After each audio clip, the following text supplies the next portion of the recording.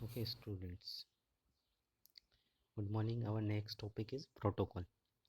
तो प्रोटोकॉल क्या होता है? सेट ऑफ रूल्स, है ना। कुछ रूल्स हैं कम्युनिकेशन के लिए between two computers to exchange your data.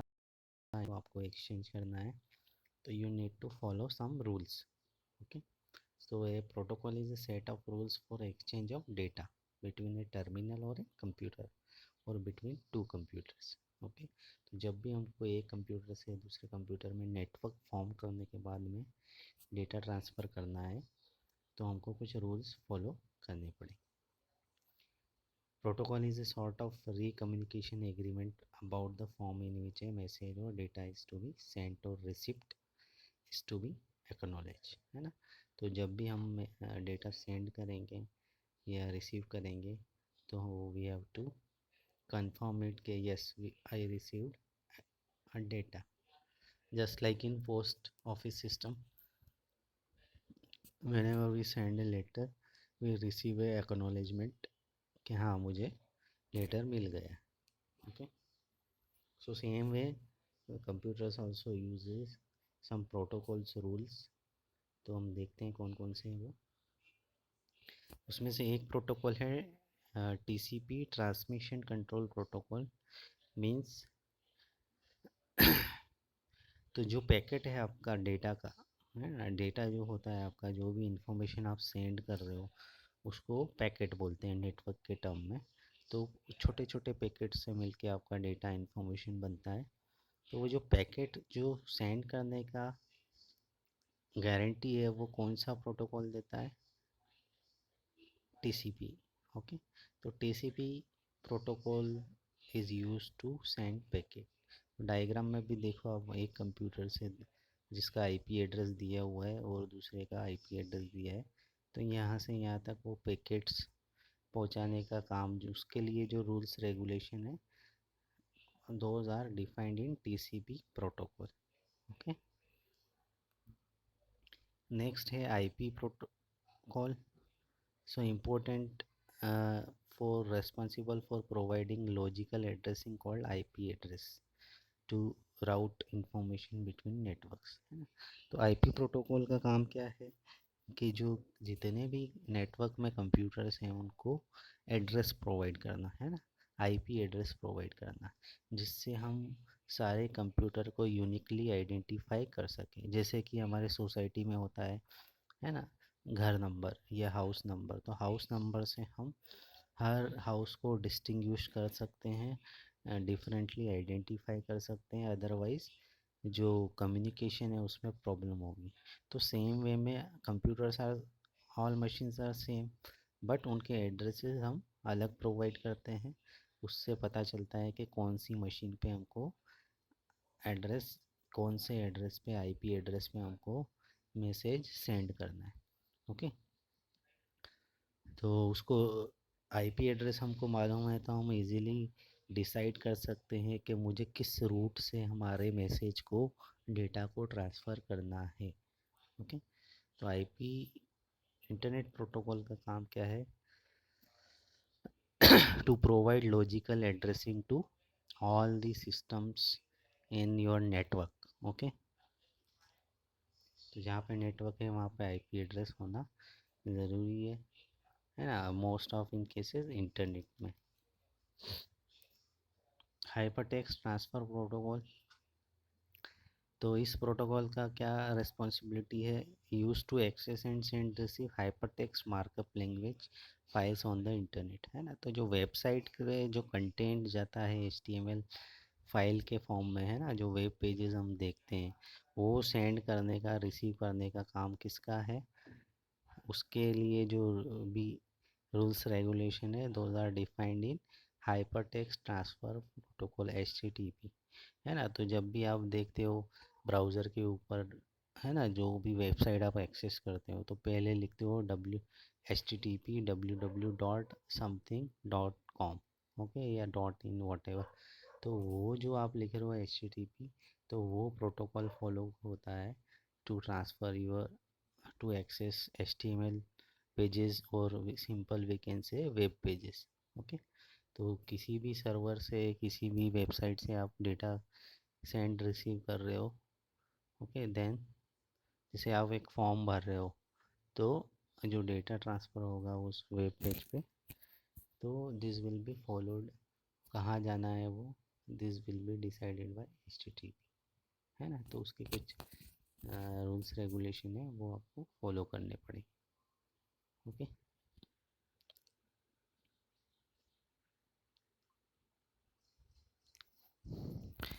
Next is SMTP protocol, simple mail transfer protocol. तो जो ईमेल सर्विसेज हैं आपके एक कंप्यूटर से दूसरे कंप्यूटर में सेंड करने की, that will be done by your SMTP protocol, है ना। तो मेल जब भी हम करते हैं तो उसमें SMTP प्रोटोकॉल के थ्रू हम हमारे मैसेजेस को, ईमेल्स को एक जगह से दूसरी जगह भेज सकते हैं, ठीक है। जो नेटवर्क है हमारा उसमें लेयर्स होती हैं अलग अलग, कम्युनिकेशन लेयर्स, है ना। तो उसमें सबसे टॉप पे रहती है एप्लीकेशन लेयर, फिर ट्रांसपोर्ट लेयर, फिर इंटरनेट लेयर, फिर नेटवर्क एक्सेस लेयर। तो इस तरीके से हमारा नेटवर्क मॉडल जो है ऑर्गेनाइज है अलग अलग लेयर्स के फॉर्म में, और ये लेयर्स आपस में इंटरेक्ट करती हैं। So this layers works at one PC, same way it works on other PC with same layers, okay. तो ये आपस में भी कम्युनिकेट करती हैं और एक दूसरे से भी कम्युनिकेट करती है। So application will transfer some data to transport, transport will send to internet layer, and network access layer will send to physical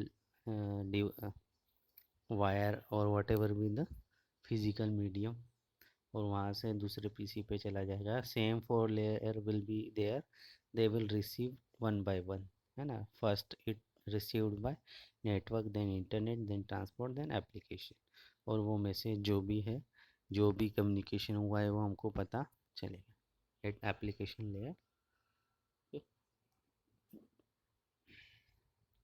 The next protocol is file transfer protocol. तो FTP is responsible for allowing file to be copied between devices, है? तो जो भी computer है network के अंदर, उनके बीच में आपको फाइल्स के फॉर्म में डेटा को सेंड करना है, टेक्स्ट, ऑडियो, वीडियो, है ना। तो वो फाइल्स को हम किस प्रोटोकॉल के थ्रू सेंड करते हैं, रिसीव करते हैं, FTP, ओके। तो फाइल जितनी भी टाइप की है, टेक्स्ट है, ऑडियो है, वीडियो है, इमेजेस हैं, ग्राफिक्स हैं, उनको सबको हम FTP प्रोटोकॉल के थ्रू सेंड कर सकते, okay. So this is about protocol. बहुत सारे और प्रोटोकॉल हैं जिनका अलग अलग यूज़ है, तो आप अपने बुक से भी रेफ़र करना। तो नेक्स्ट इज़ इंटरनेट। तो इंटरनेट क्या होता है, how did the internet develop, internet कैसे डेवलप हुआ। तो network of network we can say. So internet is a network of computers linking many different types of computer all over the world, ना। तो पूरी दुनिया में सारे कंप्यूटर्स को हम जोड़ देंगे तो इंटरनेट फॉर्म हो जाएगा। It is very large wide area network, जो हमने वैन पढ़ा था, है ना। तो पूरे कॉन्टिनेंट या पूरे वर्ल्ड में जो नेटवर्क है दैट इज़ इंटरनेट, या वैन भी हम बोल सकते हैं। सो इससे क्या बेनिफिट है, millions of user to connect one another via telephone lines, cable lines और सैटेलाइट्स, है ना। तो इससे दुनिया भर के यूज़र्स एक दूसरे से कनेक्ट हो सकते हैं, इजीली हमारा अपना कम्युनिकेशन कर सकते हैं। तो इंटरनेट का बहुत आज के टाइम में बहुत यूज़ है ना। तो कुछ इस तरीके से कनेक्टिविटी है ना। तो कहीं राउटर लगा है, कहीं पीसीज कनेक्टेड है, कहीं लैपटॉप कनेक्टेड है, उनका आईपी एड्रेसेस हैं। तो इसी वे में पूरी दुनिया में जितने भी लोकेशंस हैं वहाँ पे सारे कंप्यूटर्स कनेक्ट हो जाते हैं अगर हम इंटरनेट से कनेक्टेड है ना। तो बेसिक सर्विसेज ऑफ इंटरनेट, तो वही इंटरनेट होगा तो ही हम जितने भी हमने प्रोटोकॉल या इंटरनेट सर्विसेज हम एक्सेस कर पाएंगे। तो इलेक्ट्रॉनिक मेल हम कर सकते हैं, फाइल ट्रांसफ़र हम कर सकते हैं, टेलनेट हम कर सकते हैं, यूज़ यूज़ नेट यूज़ कर सकते हैं, मीन्स एक्सेस इंफॉर्मेशन, हम वेबसाइट्स को एक्सेस कर सकते हैं, वर्ल्ड वाइड वेब है ना। तो आजकल हर ऑर्गेनाइजेशन, कंपनीज, जो भी जितने भी बिजनेस हैं सब अपना वेबसाइट बनाते हैं, तो वहाँ से हम इंफॉर्मेशन ले सकते हैं। तो how did the internet developed? 1960 में बोर्न हुआ and the name was given ARPANET system of, तो इसको इनिशियली ARPANET नाम दिया गया और ये बनाया था advance research project agency of US ने। और डिफेंस के लिए इसको बनाया गया था कि डिफेंस के अंदर जो भी कम्युनिकेशन चाहिए हमको मिलिट्री पर्पस के लिए, तो ARPANET is known for father of internet. उसके बाद में ये पॉपुलर हो गया, तो इसको जनरल पब्लिक के लिए भी सारे वर्ल्ड वाइड में यूज़ किया गया। तो इलेक्ट्रॉनिक मेल इससे हम कर सकते हैं, जो आप ईमेल, जीमेल जो भी करते हैं।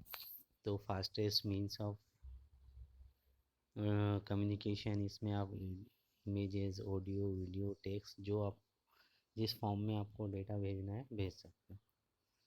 दूसरा फाइल ट्रांसफ़र प्रोटोकॉल। ओके, तो हमने अब डिस्कस किया फाइल ट्रांसफ़र में, फाइल आप टेक्स्ट है, इमेज है, आर्ट वर्क है, मूवी, साउंड, सॉफ्टवेयर, किसी भी फॉर्म में डेटा को ट्रांसफ़र कर सकते हैं। देन टेलनेट,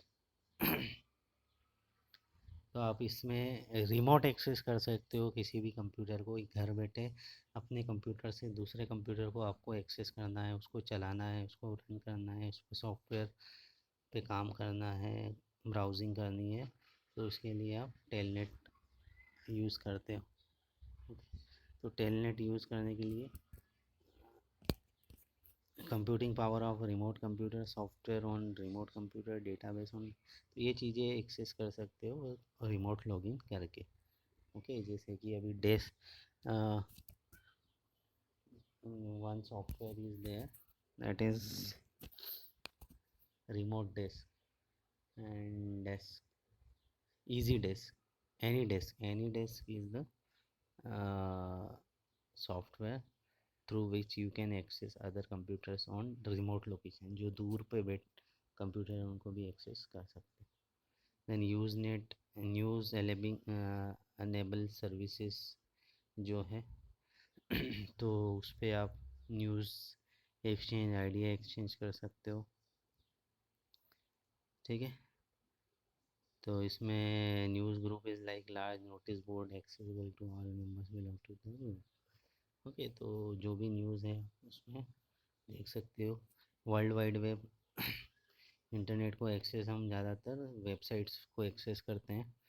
तो इंटरनेट और वेबसाइट में डब्ल्यू में क्या डिफरेंस है?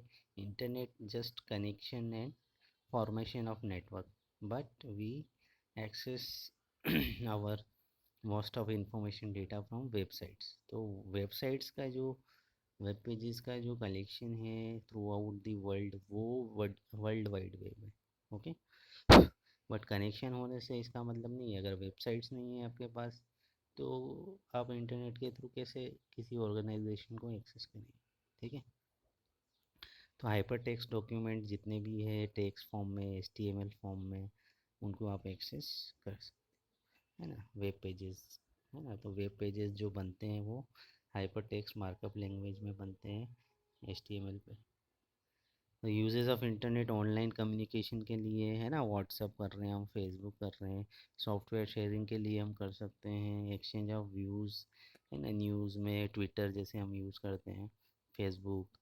Okay, posting of information of general interest, product promotion के लिए हम कर सकते हैं, फीडबैक अबाउट प्रोडक्ट ले सकते हैं, कस्टमर सपोर्ट सर्विसेज के लिए, ऑनलाइन जर्नल्स मैगजीन के लिए, तो बहुत सारे इंटरनेट के यूज़ है ना। इसके अलावा भी शॉपिंग के लिए, म्यूज़िक के लिए, मूवीज़ के लिए। ओके, तो lot of use of internet is there. तो without internet we cannot do many things. Okay, so here we end these two topics. We continue in next lecture. Thank you.